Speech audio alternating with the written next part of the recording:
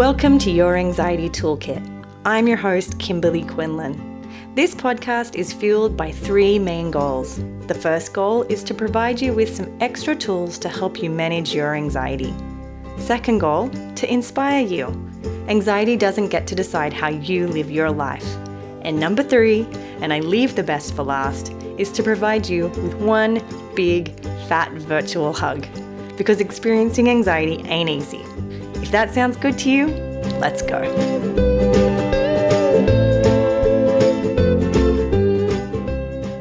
Welcome back, everybody.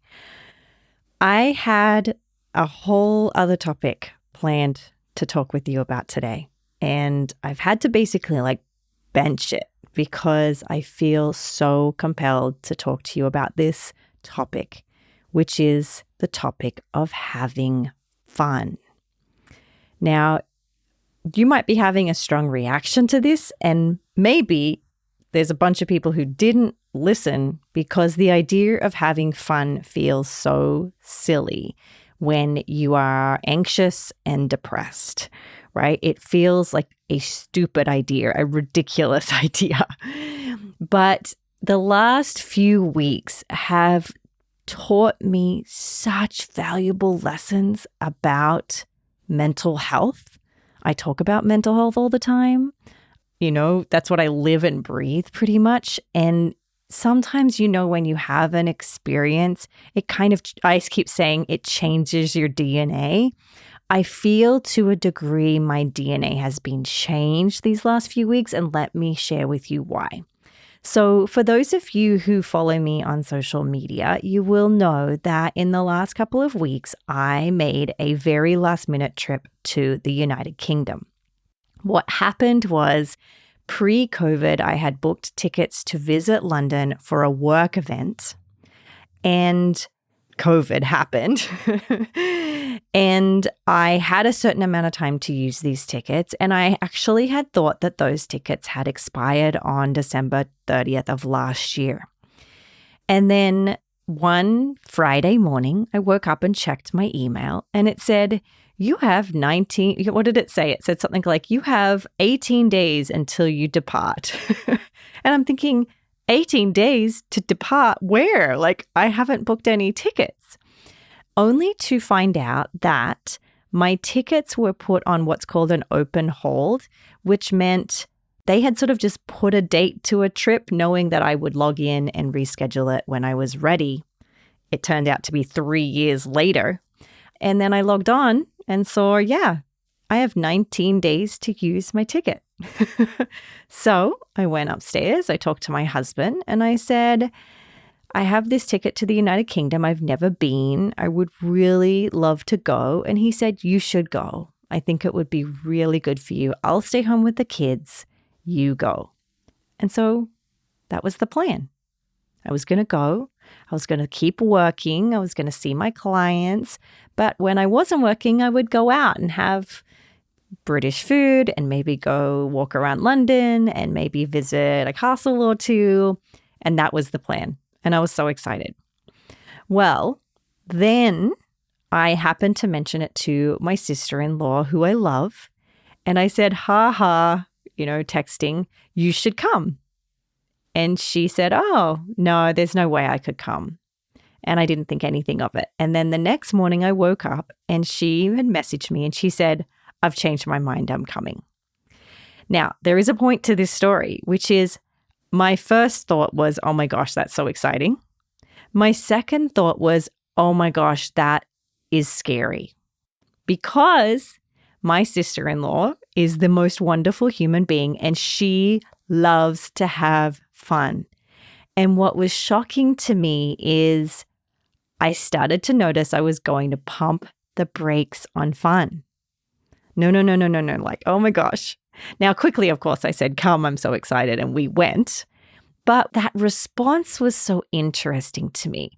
And what it was my anxiety did not like the idea that we were going to go and let loose.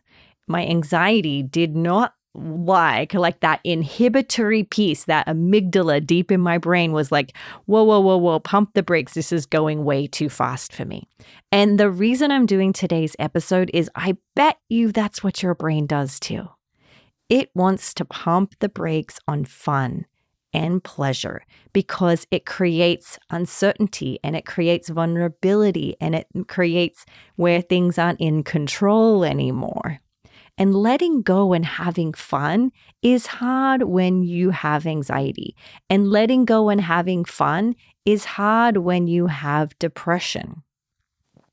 So we went and we called the week Yes Week.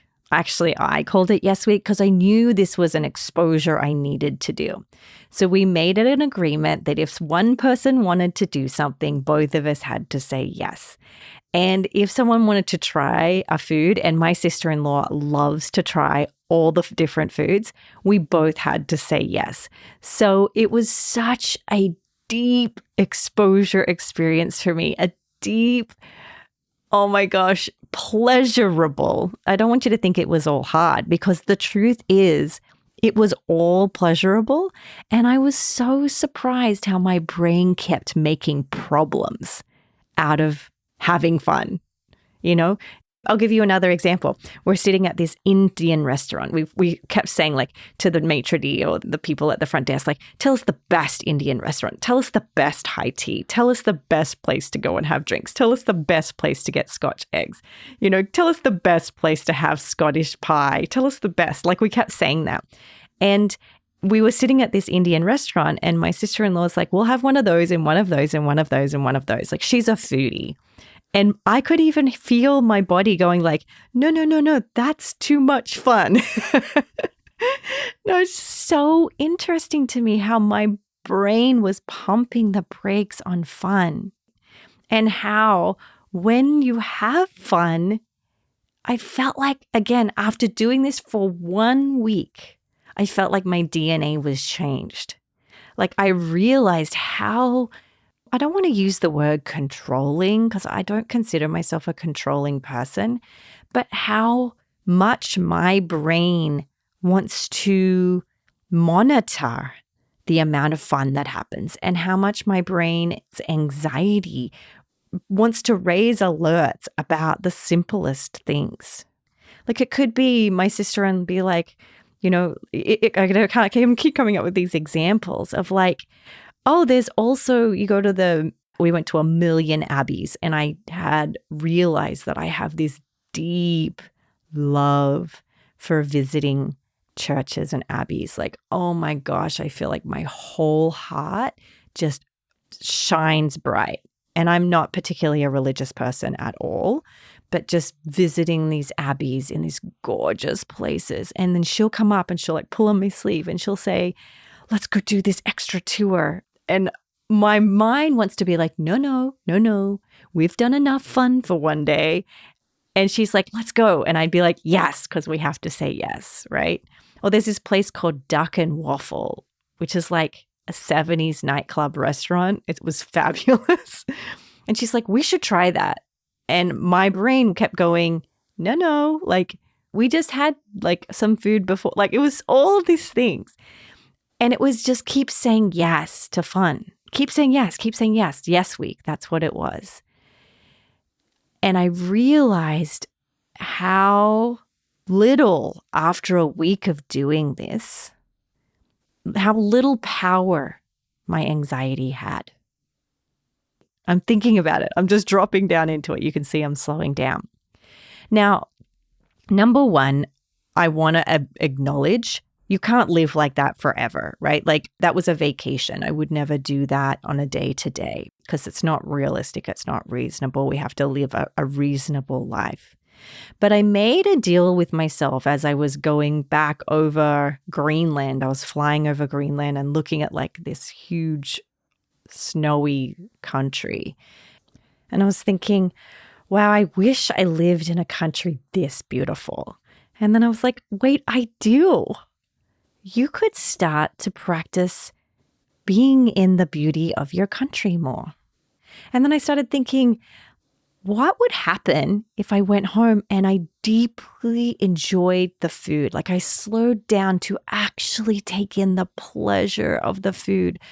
I mean, I think I do an okay job at this, but like on vacation, like I said, we were practicing going, "Oh, I love the flavor of this, and oh, that's so soft, and that's so sweet, and that's so tender, and all the things." What if I actually really allowed pleasure and fun to tickle my senses here in my daily life? What if instead of making dinner like a serious mom, which I often do because I don't want to embarrass my children, right? What if instead I let myself dance more? What if I goofed off more? What if I enjoyed laughing more? What if I practiced and made a habit of implementing fun into my life on the daily? So, and this is what I was thinking about. What's the ratio of work to fun in your life? I mean, I'm guessing you have either school or work or family or a mental health issue that you're managing or a medical health issue that you're managing. That's work. What's the ratio of work to fun? And it made me really think like, I have a wonderful life and I'm so grateful for my wonderful life. But the ratio of work to fun is not ideal. It's not where I want it to be. And once I had spent a week of just saying yes, yes, yes, and not letting fear ever say no, it was so cool because I had this like accountability buddy right next to me. I realized like once I'd done that for a week, I wanted to keep it going. I didn't want to go back to pumping the brakes anymore. And it's been such a beautiful gift that I had. Now, I'm going to encourage you to create a yes week or a yes day or a yes hour. I just finished a book called The Fun Habit: How the Pursuit of Joy and Wonder Can Change Your Life. It's by Mike Rucker. A friend of mine encouraged me to read it after I had told her, like, I literally just had this like date with fun. Like I had this exposure of fun. I had yes week where we said yes to, if we wanted to sleep in, we slept in. If we wanted to read, we read. Like it was really beautiful. And again, I understand the privilege of having that experience, but I work my butt off too. Like I needed that. I really, really needed that. My mental health really needed it and so forth. But the book is talking about how we have talked about and trained ourselves to be afraid of fun. We've kind of demonized fun as if it's irresponsible or unnecessary or ridiculous or lazy. And I want to leave you today with the idea to plant a seed where you go and have more fun. And I was thinking about it for those of you who have anxiety disorders or a depressive disorder. This is the biggest FU to anxiety. It's the biggest FU to depression, right? It's the biggest, like, don't tell me what to do when it comes to recovering from anxiety and depression. Is it going to fix it completely? No. Like, I don't want to oversell it here. But is it a major game changer? Does it change the way we see the world? Does it increase the dopamine that gets released into your body? Does it make the hard work worth it? Yes. I was thinking like, I was so excited to go back to work because I had a week of fun. If I had have done my original plan, which is where I worked while I was in London and I sort of just visited a little on the side, I wouldn't have been that excited to come back to work, but I was so excited to come back to work. And I was so excited to sit down and talk to you on this podcast. And I don't think that would have been the case if I had have pumped the brakes like I was planning to for that week. So there you have it. I'm going to ask you, please give you permission. Go and have more fun. Increase the percentage a few percent or 100% or 50% or 10%, whatever you can do. But do your best to implement pieces of fun into your daily life. It will literally change your DNA. Not literally, that's scientifically not true. So, don't take that as literal. But for me, I felt like my DNA had been changed. I kept saying it. I'm like, I feel like my DNA, something shifted in me. And it's because I realized even though I have so much joy in my life, I do still pump the brakes on fun. And I want there to be more. And I'm dedicating more time to fun and savoring pleasure. Okay. So that's all I want to say. Go and have some fun. Please. I'd love to hear about the fun that you're having. Go and try to, when fear shows up, try to confuse it by saying, you know what, fear? You can be here and I'm going to go choose fun anyway. And fun can be whatever it is for you. If fun is, there's no right way of having fun and there's no expensive, there doesn't have to be expensive here either. Like I said, a lot of the things that my sister-in-law and I did cost no money. It's just that we were saying yes to silly things. Some of it was even like cartwheeling in an underground train station, right? Or like giggling at stupid things that are so silly and so immature, but having fun with it. Just have some fun, okay? I love you. I hope you're having a wonderful day. It is a beautiful day to have fun, is all I'm going to say to you today. And I will see you next week. We have a very cool series coming up, which you are going to love. So stick around. I'll see you next week. Please note that this podcast or any other resources from cbtschool.com should not replace professional mental health care. If you feel you would benefit, please reach out to a provider in your area. Have a wonderful day and thank you for supporting cbtschool.com.